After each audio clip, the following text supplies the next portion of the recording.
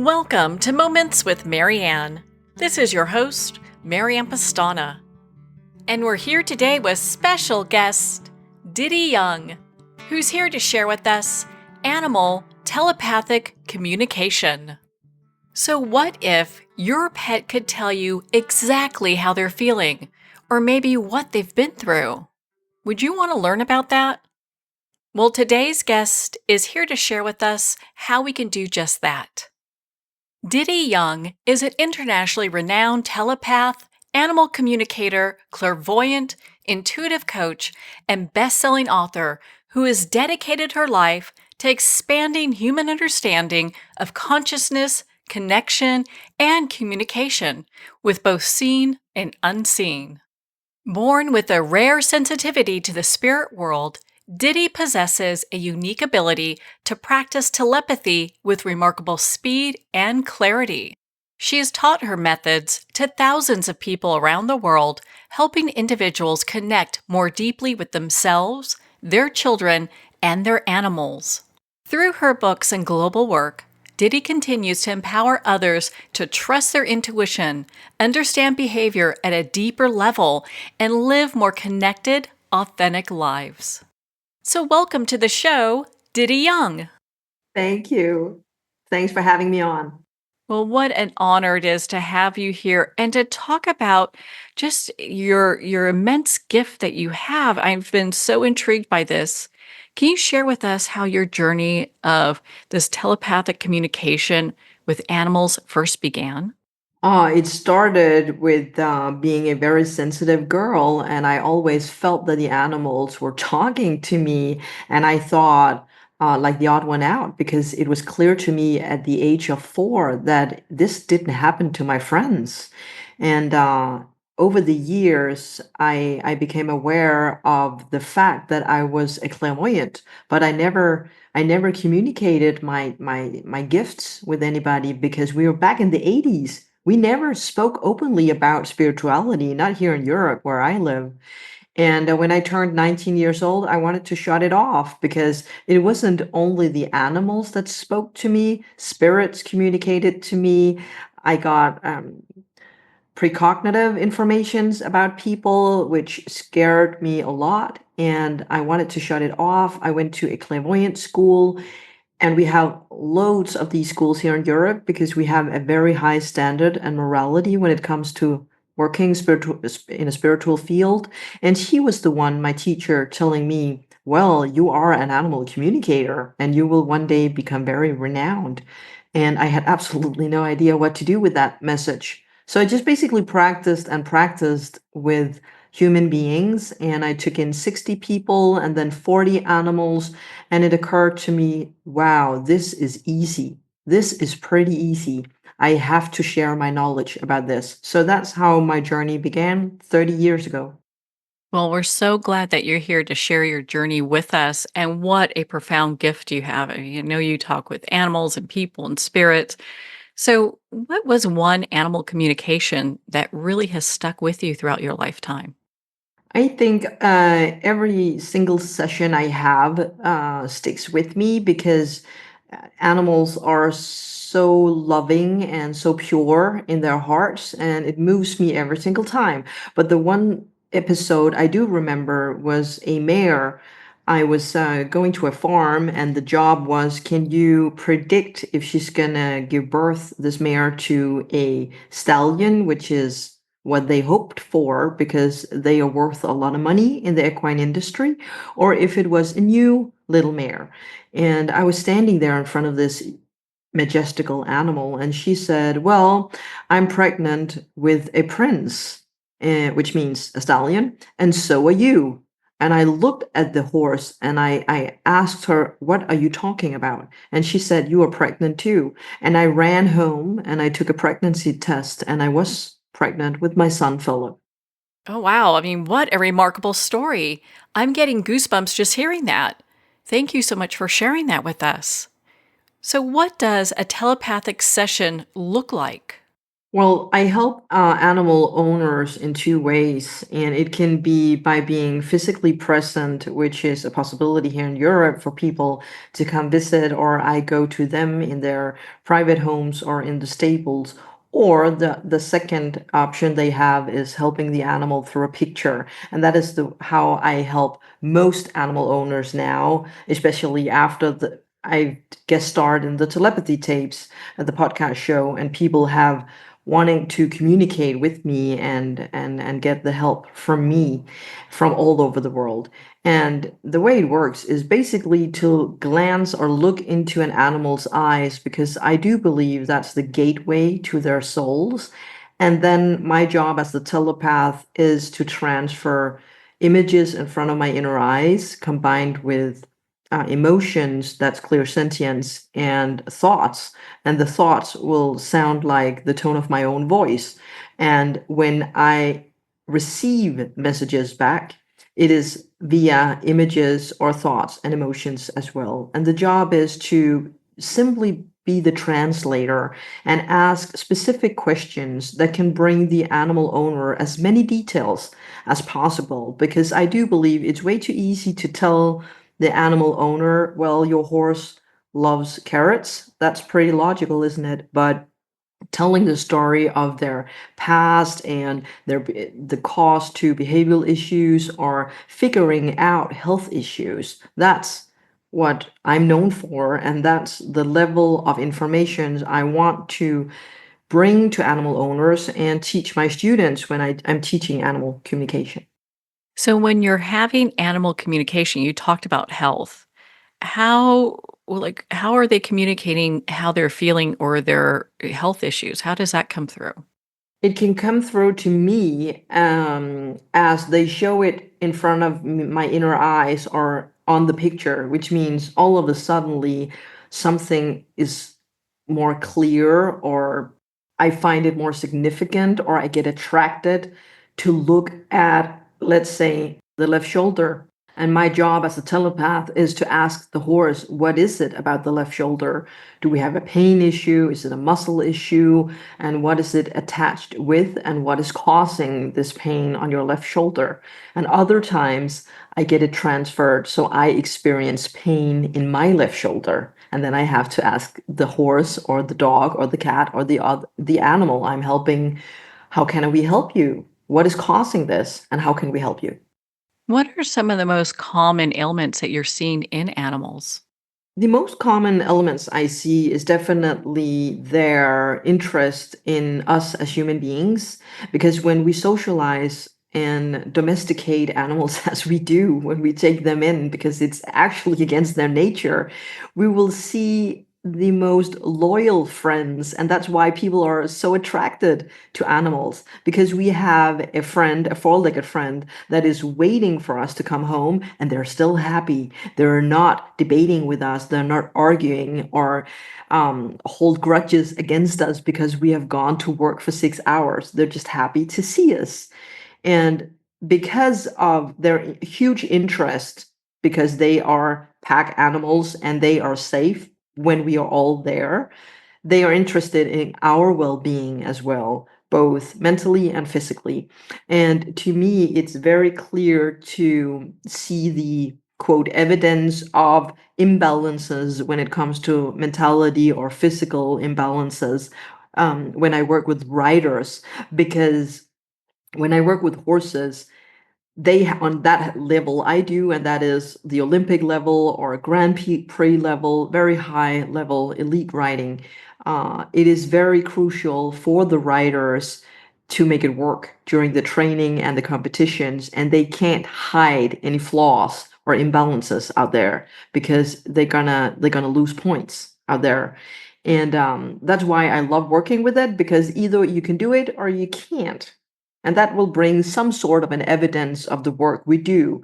And the essential part of my work is to make the animal owner see the behavioral issues in another perspective, or the health issues in another perspective, and see their responsibility in why is it difficult for my animal to do this or this. Oh my goodness. How important is that to have that level of information? It's interesting. I'm just kind of thinking when you are communicating with horses or dogs and cats and other animals, is the level of communication different? Not the level of communication, but the level of what have their interest is. Because cats, and please forgive me, cat lovers out there, but I hope you do recognize that cats are very intelligent and they're very spiritual creatures. And here on planet Earth, they are basically aware of themselves, which means feed me, pet me, play with me, and that's basically it. Because I'm calm in my own presence and I'm balanced in being myself. But if you won't meet me in those three needs, I'm going to leave. And then we have runaway kittens and runaway cats all the time. That's interesting. And I can help cat owners with bringing their cats home or asking them to come home. The second thing is dog owners. Dogs are very interested in the entire family, not just the main person, which is often the one feeding them or walking with them in nature or around the block, but they're interested in every single family member. And those are the most heartfelt, warm sessions I have when animals owners see how clever their animals are and how much knowledge the dogs have when it comes to the human beings, and that is just amazing. And when I work with the horses, and just as I said, it's very clear that they take in like one huge sponge the rider's mentality, the rider's physically and mental imbalances. And because animals are reacting on mirroring neurons all the time, they become 100% a mirror of what we do. And most animal owners know when you are stressed, your animal will become stressed out. If you are frightened or scared of the dog, it will react. Whereas if you are very low key, very calm around a dog, being aggressive, it will have the impact of it calming down. And I find that very interesting to work with that. That is very interesting. And you said something that I'd like to touch on. You talked about cats and if we don't meet their needs, they're going to take off. And that you can talk with them to encourage them to come back home. So you are able to connect with them at this high spiritual level. And would that also include maybe some of our pets that have passed? Yeah, yes, of course, that have left our earth and gone to the other side. And to comprehend that and understand that, we need to understand we have so many dimensions out there. And some of those frequencies are called heaven. That's just one of them. And of course, we can reach heaven just like a radio station. We can tune in and make the frequency change. And then we're just tapping into another radio station. That's how it works in a spiritual way. And when I meet those animals over there on the other side, it is very clear to me when they have passed and when they're alive, because a lot of animal owners are interested in knowing my cat left 2 months ago. Can you tell me if it's alive or not? And it's clear because their perspective on things on the other side is bigger, wider, higher on the other side. And that's how I definitely know when I have to do with a deceased animal or a deceased person, actually, and when it's still down here on planet Earth. Well, you have such a broad range of skills. I mean, you're able to connect with animals and people and the other side. What would you say is like a universal truth that you see that kind of runs through your work?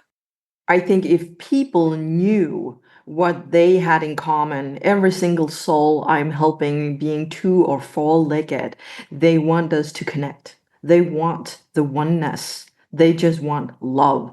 And it doesn't matter if it's a non-speaking autistic child I'm helping, or it's a cat or a horse or a wild elephant in nature, or whatever I'm helping out there, or they want us to understand that we belong together. And that is what touches the animal owners most when I deliver the messages, and I can only hope as the animal communicator that they will never forget, because then we have touched one people or one person at a time, if that makes sense. It does. It does. Thank you. So, with animal communication, is that something that anyone can learn? Oh, yeah. And I think it's important for me as teaching my methods to everyone who's interested. It is not something for only special gifted people. And I think a lot of my colleagues out there will tell the same story. Everyone can learn telepathy, but some people have a bigger capacity or more resources to do it. And the only thing that differs between being talented and really talented is the life path or life mission we chose and being truly open to it. Because telepathy takes about 5 minutes to learn, but wanting to help other souls over and over and over again requires a lot. And when you work telepathically or just in an energetic field, as a practitioner, you have to forget about your own ego. You have to only help this client of yours you're helping. And that is pretty tough to do that as a human being, to forget about yourself and your own needs all the time. Do our emotions play a role in our animal communication and being able to really connect? Yes, of course, because when we project on our animals, which we do as human beings, we project our emotions on every single soul we meet. It becomes difficult because if we take a very specific example, it could be a dog owner, let's say a mom, as an example, that has suffered a lot in her childhood and felt so abandoned. And then later she took in this rescue dog. It is pretty certain that this mother will become overprotective of this dog and project her own abandonment theme onto this dog. And it is not necessarily the things she thinks the dog needs that will actually help. But when in a telepathical session, she'll become aware that she's only projecting on the dog and she needs to look at it as an individual with other needs and another story than she experienced, just as every single parent on this planet should ask themselves as well when they project on their children. Things heal, the problems solve themselves, not only with the dog, but also in the dog mom's cells and in her traumatic situation or story. Does that tend to help the person, the owner, what we call owner, because we're all walking this path, but I'm doing like air quotes with the owner, to work through their own trauma, or are they putting their trauma on the animal? They are putting their traumas on animals because equal attracts equal, which means you can only, let's take this fiction made example with the abandoned mother that attracted the rescue dog. But actually, none of the less, this is what I'm seeing out there all the time, that equal attracts equal. Is she the one who put the abandonment on the dog, or did the dog actually indeed experience being abandoned itself and got delivered to the rescue center? Both situations occurred for them to become attracted to one another. And do we have potential to heal them both simultaneously? Yes. And that is my finest job to do as the animal communicator, not just expressing why the dog has anxiety or is afraid of loud noises or have outbursts against other animals, which I am being asked to do all the time, but to seek the answers on a deeper level, actually. That is what has my interest when I go to work. I think that's so profound. When you're meeting with people and their animals, and they're doing this session work with you where they're looking to bring things more into balance, what does that look like? Well, usually to begin with, people are asking me to help them because they assume their animals have an issue. It can be either a behavioral issue or a health issue. That's the most top two questions I get asked. But what I'm always asking the animals by looking them into their eyes, get those three things transferred: thoughts, images and emotions, I always go for their personality profiles first. And I've been writing books about it. I have online classes about it. And I've taken a lot of criticisms in Europe by telling people I do believe that animals are their own individuals. I do believe they have a personality of their own. I do believe they have their own temper, their own motivation, their own way of being in the world and looking at the world.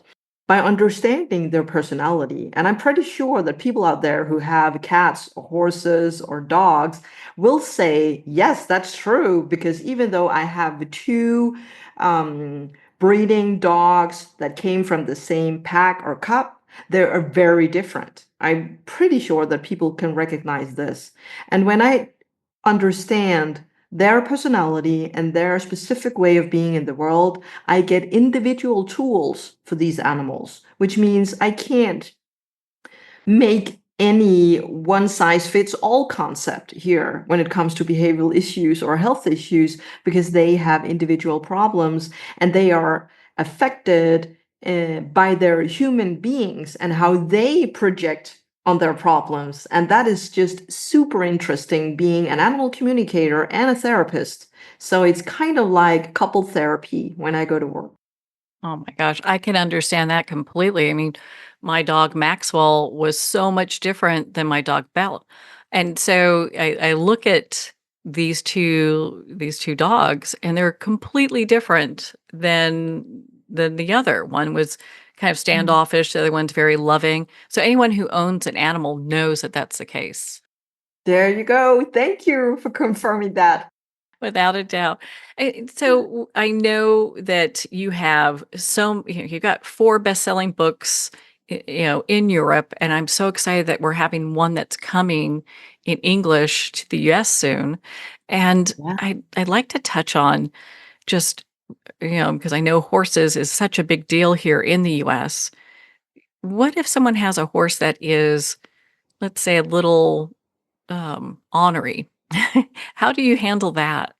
Basically, what the first thing I would do with a client of mine that would assume I have a horse being with ornery or behavioral problems, but for them, they might assume it's a problem, but for the horse, it would not become a problem. Let's be specific. Many animal owners, or let's say riders, would assume my horse is upset or angry when it's in the aisle in the stable. Can you fix this because it has an aggressive behavior towards other horses? Or it could be reversed. It could be separation anxiety, which I meet with dogs and horses. And when they assume, can you help me with this problem? I will ask them, can you be more specific? What will your horse do on the aisle? Because if I asked a horse, do you have a problem? The answer would be problem, no, I don't have a problem. But when I ask the horse, what's the reason for becoming aggressive on the aisle in the meeting with other horses, it is that specific, so it's possible for the horse to answer, if this makes sense. Which means it's like communicating with children, very young children. You have to be extremely specific when you ask questions to get specific answers. Another question could be, when I am being no longer, but prior I was asked, could you tell what my horse is afraid of? That's a very open question. And I knew, oh my God, they're testing me. And I had to show an image to the horse. What do you think about plastic bags? What do you think about the cutting machine? What do you think about the farrier? What do you think about the dentist? What about the veterinarian? What about the bit, the saddle, etc., etc.? And when I had a reaction on this, let's say the saddle, I would finally open my mouth and tell the rider, oh, your horse said it was afraid of the saddle. And then they would be convinced and say, oh my God, you had no idea. How could you know? But the owner, the rider, wouldn't know my method on how to get the response. And it might take me extremely amount of energy to get that answer out of the horse. And it might take 5 minutes before I could answer the question. It's really getting to that root cause where in a way that they can understand it in a very specific way. And that's one of Yeah. the things that I love about your work because you really break it down for people. You've got courses where they can learn to connect with a beloved horse that's passed and then also get into their personality. You've got it all broken down so people can really take it bite by bite. Oh, thank you. I do hope that's true out there when people can read my books or absorb my job, because I think too many people over the years, spirituality and now telepathy has become a thing. It's the new thing. We have a paradigm shift, and we are still divided. 50% of this world's population don't believe in spirituality, and then we have the other half that do believe in there is something between heaven and earth. And to reach more people, I think it's crucial to have both feet planted on the earth and be very grounded, and inform them about how does this work, because I do believe that skepticism occurs when people have absolutely no idea how do you do this, how do you do what you do, Dita. I don't know a better way to say this, but in some ways, maybe a lack of information or a lack of knowledge or experience in that area that I think causes that. Because once people dive into the work that you do, I know you also help people become a certified animal communicator. Once they start doing that work to really be able to make that connection, it's very profound. Yes, it is, and thank you for saying that. That is so true. I know you've shared a very profound horse story with us. Do you have another one you could share with us? I have so many, but I think one of the situations and the latest situations I was just in, and I actually shared it on the podcast show called the Telepathy Tapes, was one of my clients who's a national team show jumper here in Denmark.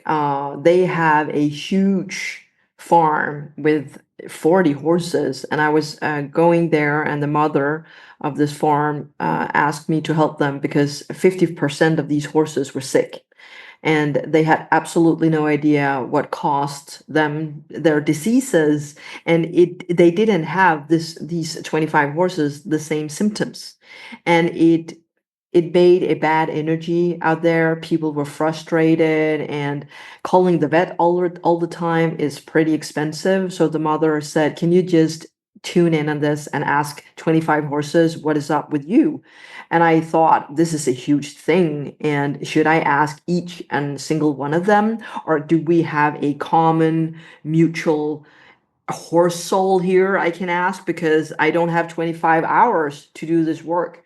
And I asked them as a collective what is going on here, and I heard this sound that sounded in my mind like we suffer from too much water because of the rain period here and the climate changes. We have an increased amount of water on the ground here, and we become allergic to it, but we react faster than you as human beings. You never sense the humidity, not yet, but we do, and that's why we have become sick. And I told the mom, I think they have water allergy, and she just laughed at me and said, "What? Water what?" And I told her, I do believe so. And she sent in some tests to Germany down there, and they have a vet hospital down there. And then 24 hours later, the answer came back, and they confirmed it was water allergy.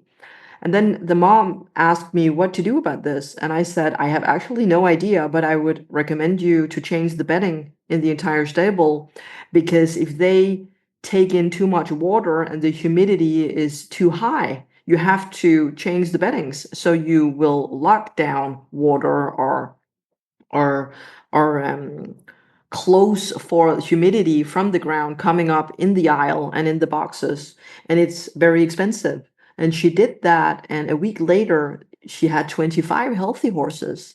And a situation like that, where we have not only one veterinarian that checked them for their diseases, we had three veterinarians checking up on them, and they couldn't figure out what the problem was. This is so clear to me what this can do in the future when we build bridges between the academic world and the holistical world when we are working together. I love it when science and spirit connect. I think that's such a beautiful place because we get answers that typically we would never get. That's so true. Well, I understand that you have a animal telepathy mastery class coming up. Can you share a little bit about that? Yes, I've had this class for many, many years, and over the last years, made it as an online course instead of being physically present. And the students there have told me, "Oh my God, it works!" After again 5 minutes, the to practice telepathy takes 5 minutes, but to become a more profound professional telepath working on a very high level that can be very specific when it comes to solving behavioral issues or figuring out the health issues and passing these informations on to skeptical veterinarians requires a little more.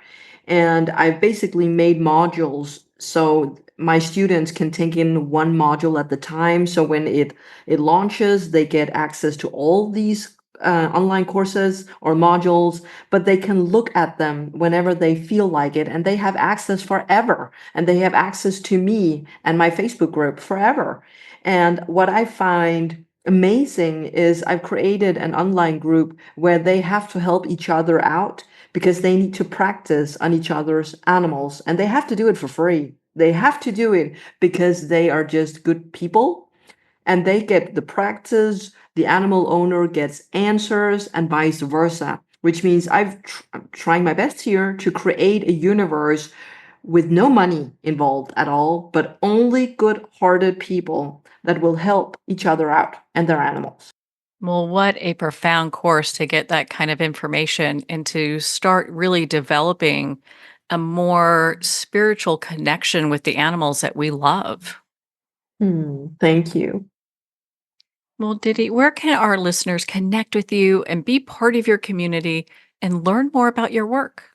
I am on literally every single platform out there from YouTube, TikTok, Instagram, Facebook, and I have websites. And for the American listeners or international listeners, they can go to ditteyoung.com. Well, Diddy, thank you so much for taking the time to be on the show with us here today. Thank you for having me on. Well, thank you, Diddy. It's been such an honor to spend this time with you and to talk about animal telepathic communication. If you'd like to make an appointment with Diddy or learn more about her work, visit her website, ditteyoung.com. Well, we're at the end of our time today. I'd like to thank everyone for tuning in.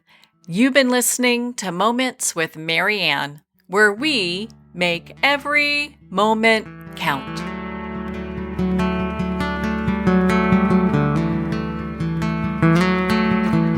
In a single moment, your life can change. Moments with Marianne is a transformative hour that covers an endless array of topics with the best of the best. Her guests are leaders in their fields, ranging from inspirational authors, top industry leaders, and business and spiritual entrepreneurs. Each guest is gifted and a true visionary, a recognized leader in her own work, and while teaching others to develop, refocus, and grow, Marianne will bring the best guest and sometimes a special surprise. Don't miss this. You never know just which moment will change your life forever. Make sure to tune in and visit momentswithmarianne.com for more information.